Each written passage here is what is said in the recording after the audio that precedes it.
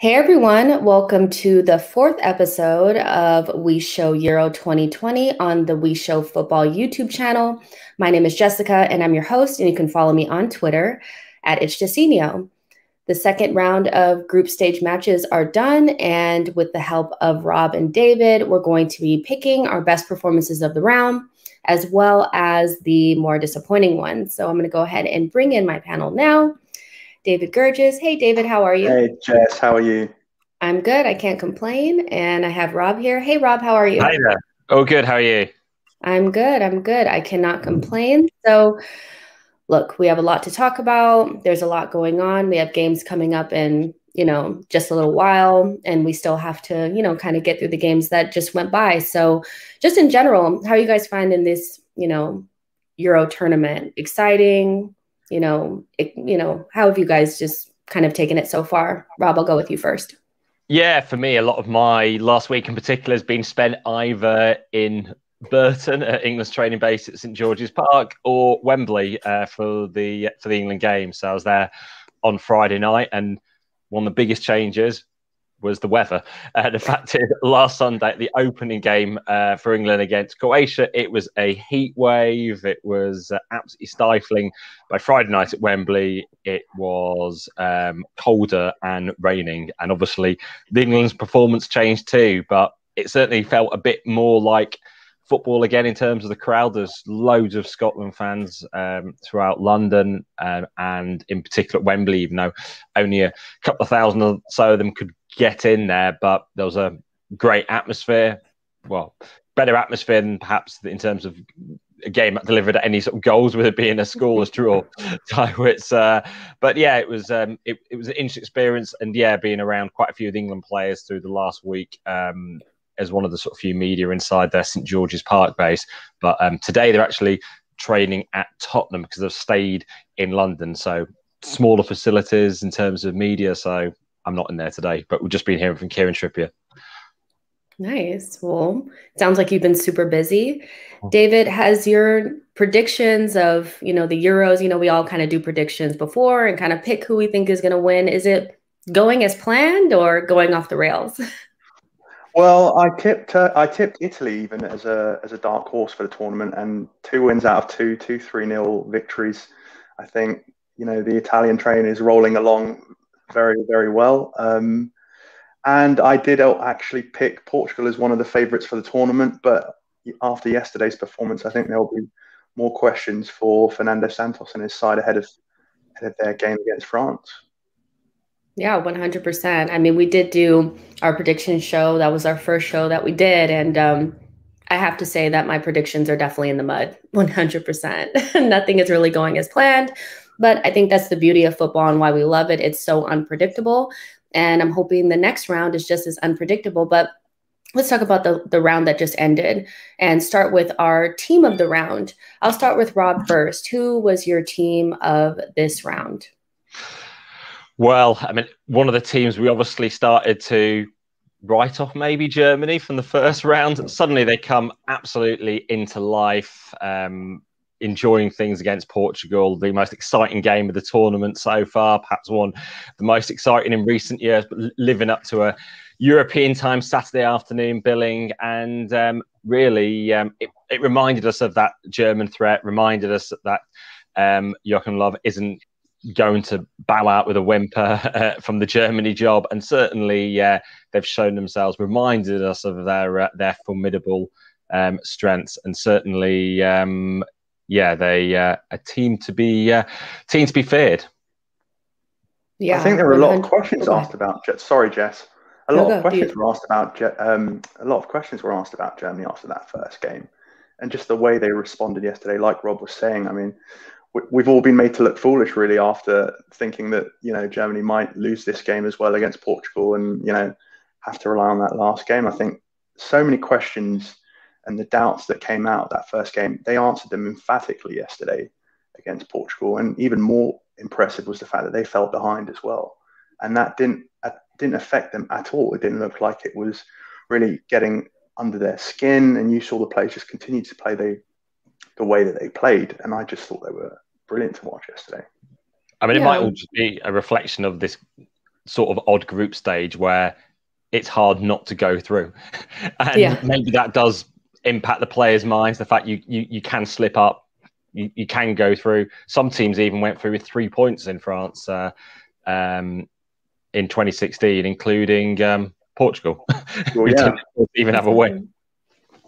Yeah, I think it's very underrated, like the influence that players that have been there and done that and won before, having those types of players in your team, you know, your Muellers, your Kimmichs, you know, Cruz.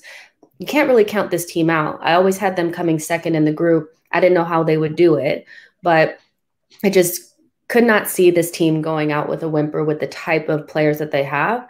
So to see them perform the way they did, I was actually pleasantly surprised, although, you know, looking at Portugal, you're like, okay, what are you guys doing?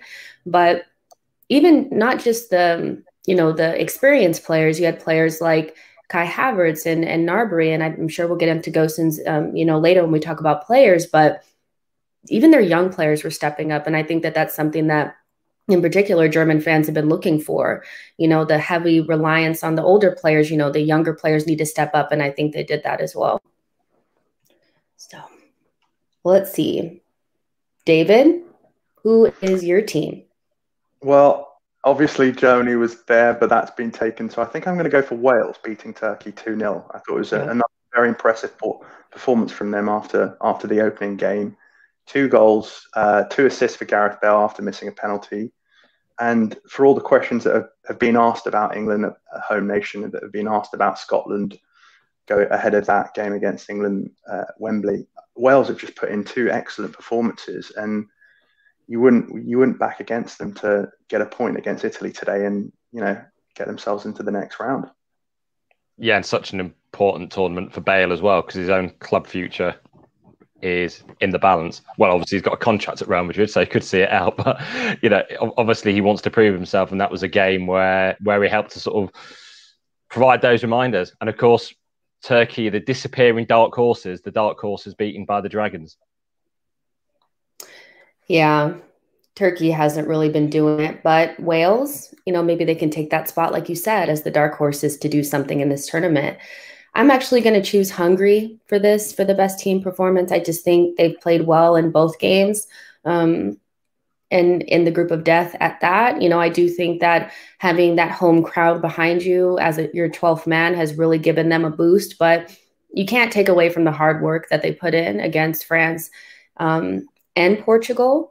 And so for me, watching them, you know, go ahead against France, have France pretty much on ropes the entire time, you could tell that they had them totally rattled. They were very aggressive and, you know, they were going into challenges, but not like dirty or anything like that. It was very much so just a very hard team performance. And, you know, I'm really interested to see how they do without their 12th man in their stadium in the next round. But I think ultimately, even though I know none of their names, I've never really heard of any of these players, the team performance really stood out for me. So I'm going to go for Hungary for that round for sure.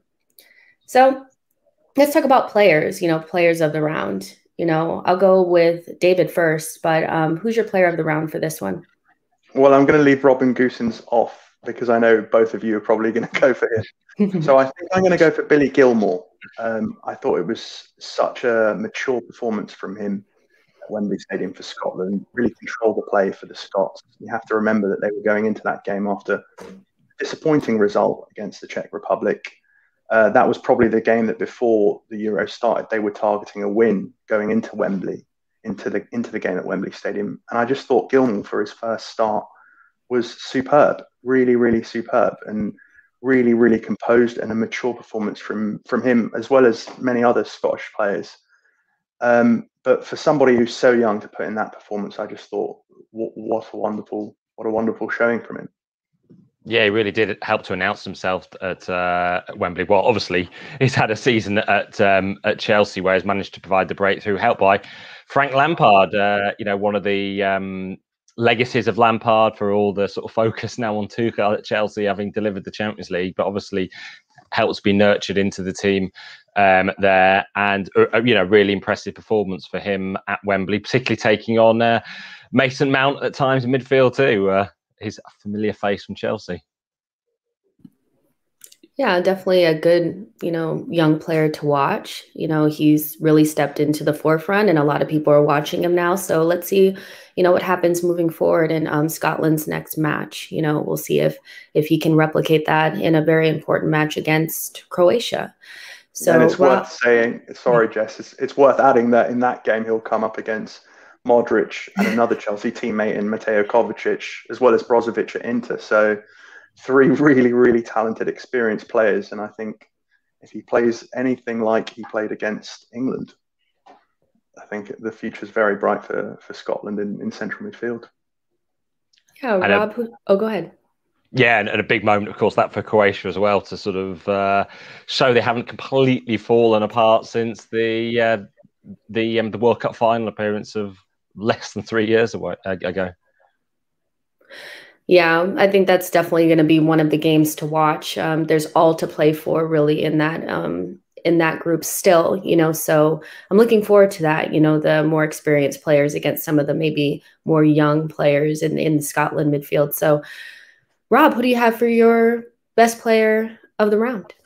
Well, it's hard to look beyond Patrick Schick. The fact is, he is the joint top scorer at the moment, and I think we all do like those players who've not quite had the easy journey too. The fact is, take a look. Yes, now he's at Leverkusen, but before then, Roma, Sampdoria, Sparta Prague, to go out on loan to Leipzig. So, he's had to sort of go around. And also, if you do look at Gosens, as we have talked about, there's this moment being talked about how actually when Atalanta came up against Juve, that Ronaldo wouldn't swap him his shirt, and certainly how yesterday he got one up on him, and really so much talk about an impressive performance from him, someone who couldn't obviously establish himself domestically in Germany. He's gone out and benefited from the rise of Atalanta and has shown the value of a versatile fullback as well, and how important they can be in the team. And there we see star man of the match yesterday, an impressive display there. Obviously, you've got Kimmich as well with him in the team being so versatile. But yeah, certainly Gosens is now going to be probably the latest of the Atalanta players that's going to be so in demand to be picked off by, I'd say, a bigger club. But of course, they are back in the Champions League next season. But, he's not had it easy to get himself into that Germany team, not a household name in Germany at all, but certainly justified his selection many times over yesterday. But for a narrow offside call, he would have had a second goal yesterday, a superb strike as well from quite an acute angle. So it's an excellent performance from Germany's fullbacks. He definitely stood out to me against France as well. It wasn't a great performance from Germany, but you could tell that he had something there. He's a very attacking wing back. And when you have the end product, then you become even more valuable to your team. And he showed that end product, against Portugal. They could not handle him. And Semedo had an awful time against him yesterday. He had him on toast, but Gosens is definitely somebody that I haven't really looked at before. I looked him up and I saw that he was 26. So he must have been around for a while, but I don't think anybody is going to not know him now. He's definitely somebody that people are going to be talking about, and hopefully he continues on with a really good tournament. Do we want to talk about Locatelli before we move off of this too? He did have a good game as well with 2 goals. I was just saying, just on Gosens, just you look at some of the team names where he was 4 years ago, Hercules Almeo and Dordrecht as well. So these are certainly not. It's understandable why a lot of Europe has not been paying attention to him before then, even as he's sort of helped Atalanta though in more recent years be the surprise insurgent package of European football. And just one last thing on that as well. After that opening defeat to France, that was one of the positions that there were a lot of questions asked about this Germany side. Should they stick with 3 at the back and the full backs, as well as the problems that they were having up front? And all of those positions played so well yesterday and really justified Joachim Löw not changing the formation, not changing the team, picking the same 11. And it's hard to see now how he'll change that for the last game, really. Yeah, for sure. Definitely he's definitely one to watch, and I can't see how they take him out of the side now, But I did want to just touch on Locatelli really quickly, just because he did have a very good game for Italy, scored 2 goals. And so did you guys want to just kind of heap some praise on him as well? Well, amazingly, of course, 18-year-olds already, looking a very accomplished midfielder. But let's hope we aren't eating our words. The fact that they've still got that game against Wales to come, although we do know that progress is already assured, and it does allow Italy that breathing space. And he's rightfully been given a breather today. He's on the bench for the game against Wales, so has his feet up and ready to be refreshed for the knockout stages.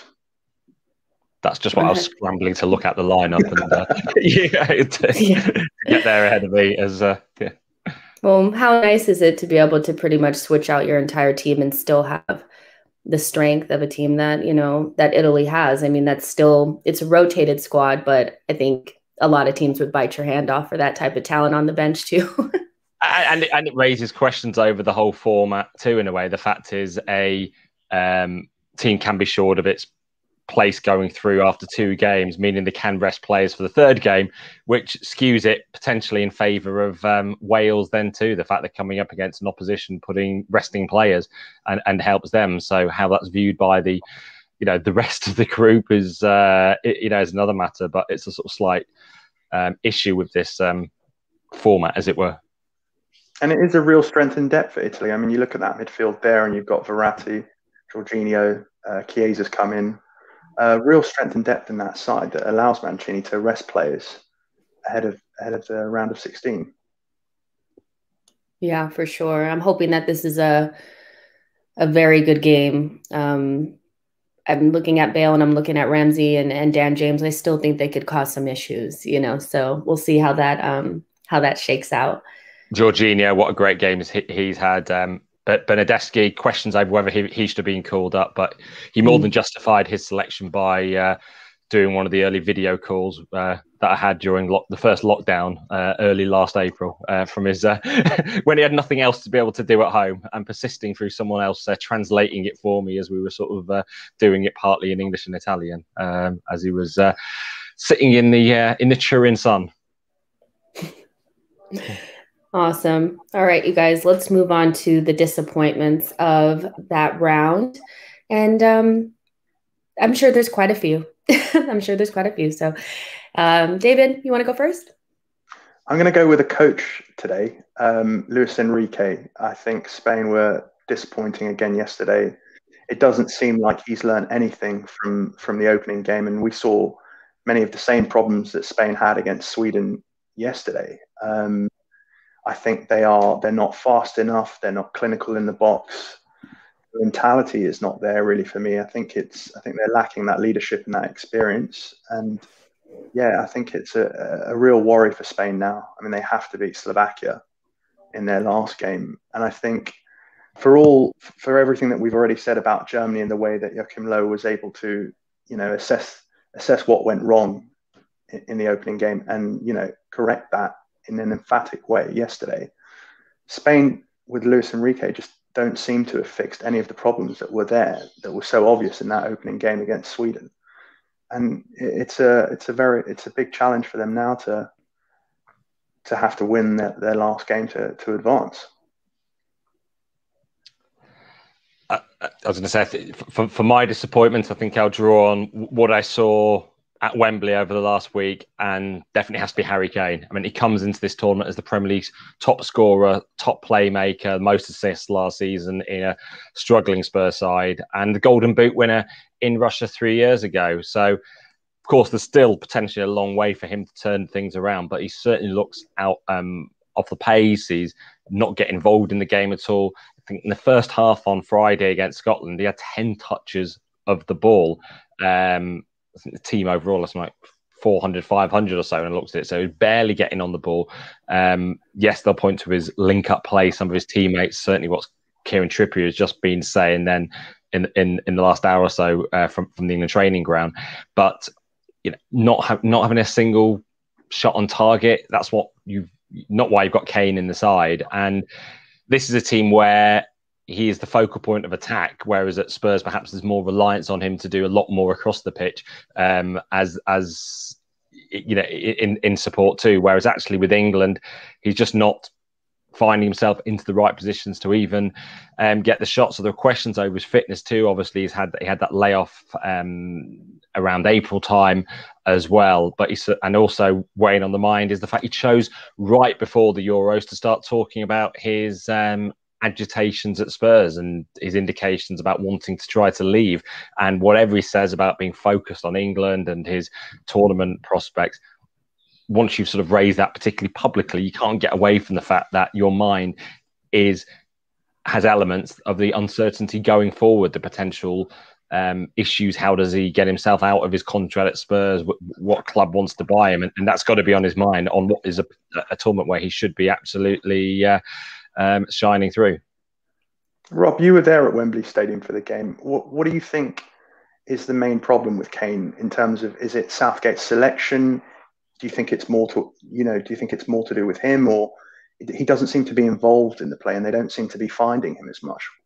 Yeah, exactly. And maybe very much different tactically from Spurs as well, where he has to work to get himself into position. He's got the support, more of the support, you could say, with England around him, particularly on the flanks and behind him, whereas actually he needs to be getting himself into those positions and he's just not managing to do so. Certain lethargy maybe with him as well. And the question is for Southgate, the big one, is whether he does shake things up at all. You know, we have seen him loyal to players, particularly, you know, Raheem Sterling started both games, although, you know, he's not been to Marcus Rashford, certainly. So, yeah, it's a big call for him. And the fact Kane has been substituted in both games now so far, which is obviously pretty rare for him as captain. The question more so on Friday, actually, should have been taken off far sooner. Did Southgate persist with him for far too long? You know, should he have called on Calvert-Lewin from the bench, maybe? It's going to be hard to drop him though for that last game. That's a really big call. I think that sends the wrong message if you do that. I think you almost have to persist and try to figure out a way to get him the ball. I mean, what does that say to the other team when you're not starting your captain? I think that's the wrong message to send. That's just me, though. And the fact they are basically through as well. Although there was this big confusion actually at Wembley on Friday night that UEFA's own website said that England only needed a draw to go through. They got the draw. Then everyone was sort of scrambling, looking at the tables afterwards, thinking, actually, they can be overtaken here. It's not certain. Even sort of third place isn't guaranteed as well. And it took till Saturday morning to be, even the FA weren't certain. It took till Saturday morning for UEFA to clear up that no, England weren't certain of going through yet, but almost certainly will be. So my disappointment is actually going to be, so I was just going to say Portugal, but now I want to be a little bit more creative since you guys are a little bit more creative. So I'm going to say Portugal's right side. So I had spoken about this earlier, you know, to somebody else, and I was just like, Semedo on that side, we're looking at him, but also I think as a team, when you see Gosens from the very jump, like getting the best of you on your side, you have to solve the problem like within your team. And I just believe that between Pepe, Semedo, and the players that were playing in front of Semedo, which at different points in the game were Bernardo Silva, Rafa Silva, and Renato Sanchez, they should have been able to figure something out. It's not like Gosens was not tearing them apart from minute one, and they allowed it to continue to happen throughout the entire game. And, you know, for a team that's going to be going into their next game against, you know, France, who I don't know if they realize this, they're going to have Mbappe running up that left-hand side or, you know, Semedo's right-hand side. This is something that they need to address. Before the game, Semedo said that they knew exactly how Germany played. And I would say that maybe you need to go back and look at it because maybe you didn't, because it's very clear that they were going to have their left wing back running at you the entire game and ghosting into the box. So for me, it's that entire right side. I just think as a team, they never really solved the problem. And even though you want to look at the coach, at some point with the experience that they have, they should have been able to figure that out. So the entire right-hand side of Portugal is my biggest disappointment for that round. And it's worth adding, really, that those are struggles, as you say, Jess, that Semedo had, that he's also had for club at Wolves. I don't think he's had a great season by any stretch. And yeah, I think there are a lot of questions now really about his selection. It's a tough one going up against Mbappe. So whether or not he starts the next game remains to be seen.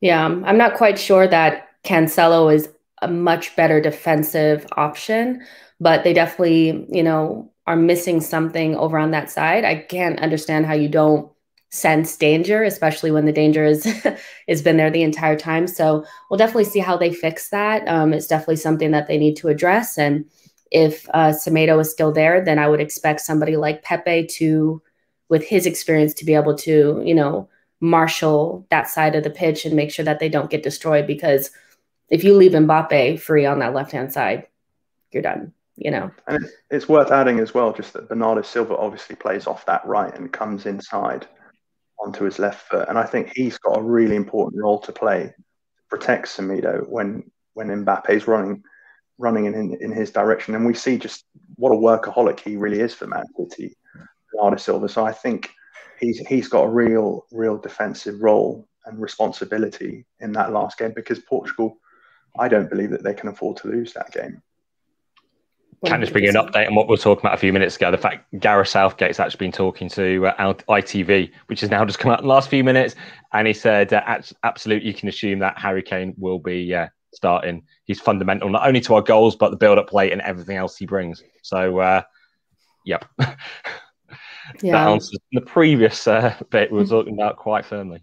But I wonder if on Kane again, if he maybe changes it. I mean, you have someone like Sancho who can really drive at defenders, beat players, and get the ball into the box. And I think that, for me, what I took away from those first two games is Kane isn't spending as much time in the penalty area as you'd like him to be. And in order for him to be doing that, there has to be that, that creativity, that ability on the flanks to get into those wide areas, to get the ball into the box. And so I wonder, I don't know what you think, Rob, what changes he might make in those kind of wide forward positions. I mean, incredible. Sancho not even featuring, which will surprise those who watch Bundesliga more, particularly, you've got Dortmund fans. You see sort of even on Twitter some amusement in Germany about the fact Southgate not even turning to him at all.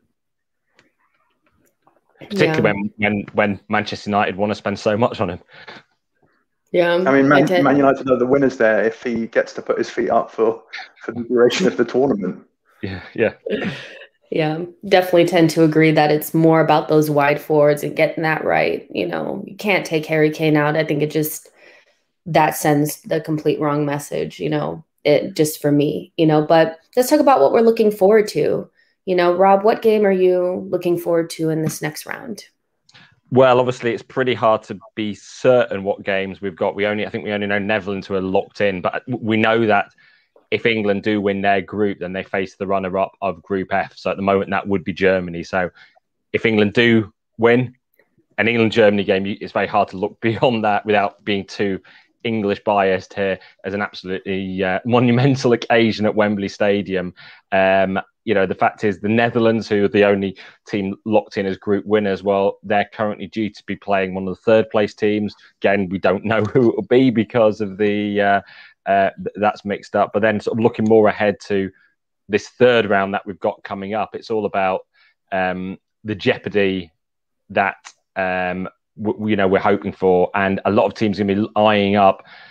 Is it better to finish second? Now, they're not ever going to want to talk about losing a game or even putting less effort in, but it could turn out actually being runner-up in a group or actually works to their advantage. So that's going to be something to see. For some players, it'll be a chance to get even more back into fitness again. With like De Bruyne for Belgium, he came off the bench and made that impact the other day.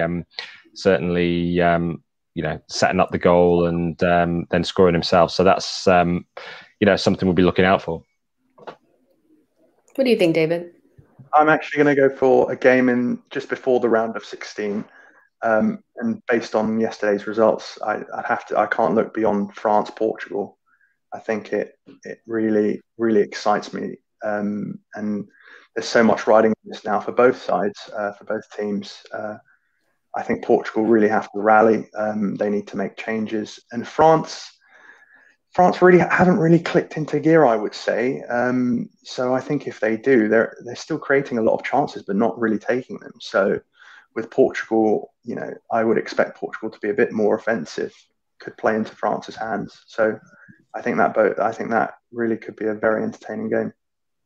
Do you think that maybe France has disrupted their groove by maybe inserting Benzema and leaving Giroud out? I mean, they had such a great formula, and even though there's been a lot of hype kind of surrounding Benzema's return to the French team for, like, you know, after being left out for 5 years, you know, maybe he's not going to have the tournament that we think he's going to have. You know, maybe they just needed to keep things the same, because offensively they just look a little bit out of sorts, and Benzema is missing, you know, some quite easy chances. You know, am I am I wrong to think that maybe they should have just kept things the same?